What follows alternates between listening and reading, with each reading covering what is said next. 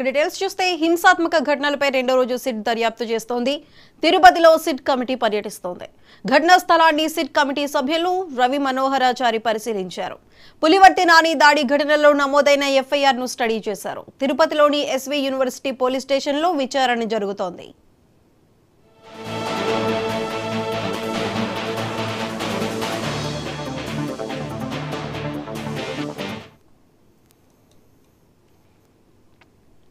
హింసాత్మక ఘటనలపై రెండవ రోజు సిట్ దర్యాప్తు చేస్తోంది. తిరుపతిలో సిట్ కమిటీ పర్యటిస్తోంది.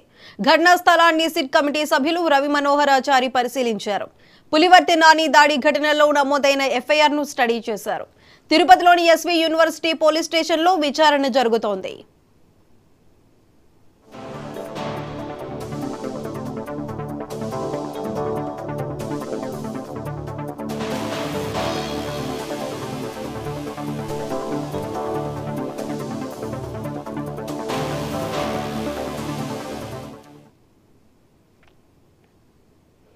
హింసాత్మక ఘటనలపై రెండో రోజు సిట్ దర్యాప్తు చేస్తుంది. అయితే ఈ దర్యాప్తుకు సంబంధించి మరిన్ని లేటెస్ట్ అప్డేట్స్ మా ప్రతినిధి మునిరాజ్ అందిస్తారు. మునిరాజ్, చెప్పండి. సుధా, ఎన్నికల అనంతరం చంద్రగిరి నియోజకవర్గంలో చోటు చేసుకున్న పరిణామాలపైన ఈసీ తీవ్ర ఆగ్రహం వ్యక్తం చేసింది. దీనికి సంబంధించి సిట్ ను ఏర్పాటు చేసింది. ఇందులో భాగంగా డిఎస్పీ రవి మనోహరాచారి, సిఐ మురళీధర్ ఇద్దరు కూడా ఈ రోజు సంఘటనా స్థలాన్ని పరిశీలించి ఆధారాలు సేకరించడంతో పాటు యూనివర్సిటీ అంటే సంఘటన జరిగినటువంటి పద్మావతి మహిళా యూనివర్సిటీ పోలీస్ స్టేషన్ పరిధిలో ఉంటది.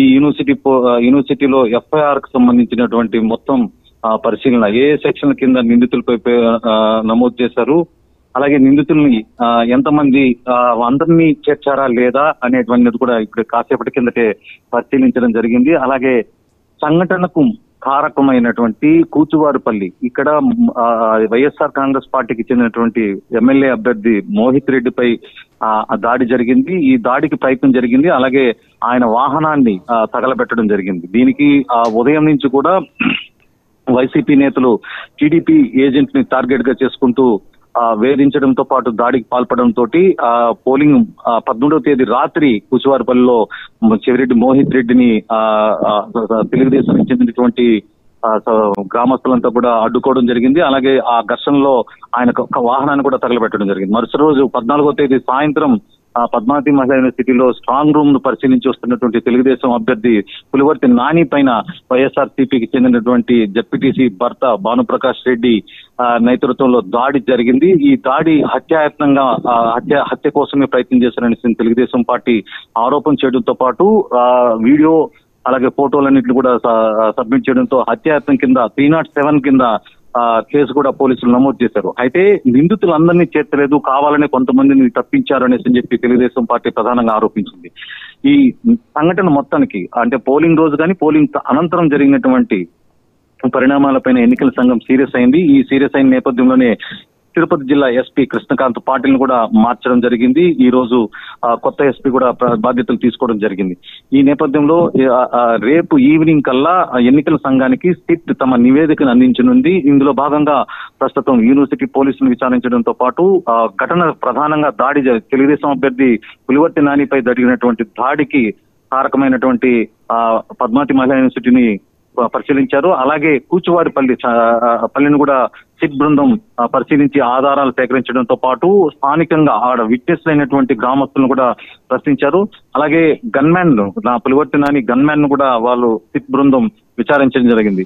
పూర్తి స్థాయి నిజాలన్నింటినీ వెలికి తీసి కేసు సక్రమంగా కట్టారా లేదా, కేసులో మార్పులు ఏమైనా చేయాలా లేదా, నిందితులపైన సెక్షన్స్ ఏ విధంగా మార్చాలా అనే దాని మీద పూర్తిగా సిట్ దర్యాప్తు చేసి ఈసీకి నివేదిక ఇవ్వబోతుంది. ఈసీ నివేదిక తర్వాత సిట్ బృందం ఈసీకి నివేదిక ఇచ్చిన తర్వాత మరికొంతమంది అధికారులను కూడా అంటే ముఖ్యంగా చంద్రగిరి సబ్ డివిజన్ డిఎస్పీని అలాగే యూనివర్సిటీ సిఐని కూడా సస్పెండ్ చేసే అవకాశాలు స్పష్టంగా కనిపిస్తున్నాయి. సుధా, ముందైతే ఇప్పుడు తిరుపతిలో ఎస్వి యూనివర్సిటీలో చేస్తున్న అంటే పోలీస్ స్టేషన్ లో జరుగుతున్న ఈ సిట్ విచారణకి సంబంధించి ఎంతమంది సిట్ అధికారులు పాల్గొన్నారు? అయితే అక్కడ విచారణకి సంబంధించి రిపోర్ట్ ఎప్పటికల్లా సబ్మిట్ చేయబోతున్నారు? సిట్ బృందం ఈ రోజు ఉదయం శ్రీ వెంకటేశ్వర స్వామిని దర్శించుకున్న తర్వాత మొదటగా యూనివర్సిటీకి వచ్చి యూనివర్సిటీ పోలీసులను సిఐని అడిగి పూర్తిగా ఎఫ్ఐఆర్ అలాగే ఏ విట్నెసెస్ సంబంధించి ఏమేమి సేకరించారనే దాని మీద పూర్తిగా దర్యాప్తు చేశారు. అంటే ఇన్ కెమెరాగా వాళ్ళు పూర్తి స్థాయిలో సిఐని ప్రశ్నించి వాళ్ళకి కావాల్సినటువంటి సమాధానం రాబట్టే ప్రయత్నం చేశారు. అనంతరం ఆయన సంఘటన స్థలానికి చేరుకొని పరిస్థితి అంతా మొత్తం చూశారు. ఆ సీన్ మొత్తం పరిశీలించాక ఎవిడెన్స్ ఏమైనా లభ్యమయ్యా పూర్తిగా చెల్లిపోకుండా చూసారా లేదనేది కూడా చేశారు. అయితే ఈ బృందంలో ఇద్దరు అంటే డిఎస్పీ రవి మనోహరాచారి అలాగే సిఐ మురళి మాత్రం ఉన్నారు ప్రస్తుతం. వీరికి సహాయకంగా ఇక్కడ స్థానికంగా పోలీసు బృందాన్ని కూడా వాళ్ళకి సపోర్ట్ గా ఇచ్చారు. అయితే ప్రధానంగా డిఎస్పీ రవి మనోహరాచారి అలాగే సిఐ మురళీధర్ మాత్రమే సిట్ బృందంలో ప్రస్తుత విచారణ జరిపిస్తున్నారు. Sudha. Right Munraj, thank you.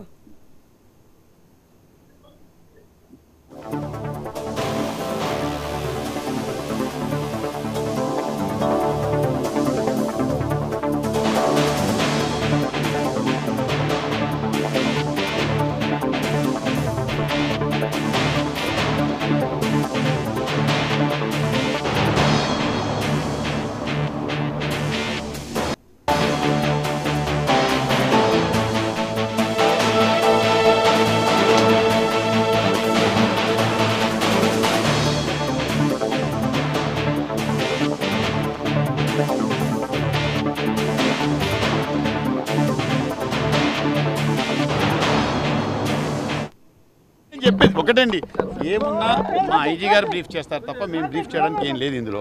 As simple as that ఇందులో. కాబట్టి ఏమున్నా మా ఐజీ గారు బ్రీఫ్ చేస్తారు. ఓవరాల్గా హెడ్ ఆఫీస్లో బ్రీఫ్ చేస్తారు. నేను చేయను. అదే చెప్తున్నాను కదా, అన్ని ఎఫ్ఐఆర్ల మీద కూడా చర్యలు తీసుకుంటారు, అంతవరకు గ్యారంటీ. ఒకటేనండి, ఏ బ్రీఫింగ్ అయినా నేను చేసే క్వశ్చనే లేదు, నాకు అధికారం లేదు. సో ఏ బ్రీఫింగ్ అయినా ఐజీ గారు చేస్తారు, మా సిట్ హెడ్ గారు చేస్తారు. నేను చెప్పేది ఒకటండి, ఏమున్నా మా ఐజీ గారు బ్రీఫ్ చేస్తారు తప్ప మేము బ్రీఫ్ చేయడానికి ఏం లేదు ఇందులో. యాజ్ సింపుల్ యాజ్ దట్ ఇందులో. కాబట్టి ఏమున్నా మా ఐజీ గారు బ్రీఫ్ చేస్తారు. ఓవరాల్గా హెడ్ ఆఫీస్లో బ్రీఫ్ చేస్తారు. నేను చేయను. అదే చెప్తున్నాను కదా, అన్ని ఎఫ్ఐఆర్ల మీద కూడా చర్యలు తీసుకుంటారు, అంతవరకు గ్యారంటీ. ఒకటేనండి, ఏ బ్రీఫింగ్ అయినా నేను చేసే క్వశ్చనే లేదు, నాకు అధికారం లేదు. సో ఏ బ్రీఫింగ్ అయినా ఐజీ గారు చేస్తారు, మా సిట్ హెడ్ గారు చేస్తారు. నేను చెప్పేది ఒకటండి, ఏమున్నా మా ఐజీ గారు బ్రీఫ్ చేస్తారు తప్ప మేము బ్రీఫ్ చేయడానికి ఏం లేదు ఇందులో. యాజ్ సింపుల్ యాజ్ దట్ ఇందులో.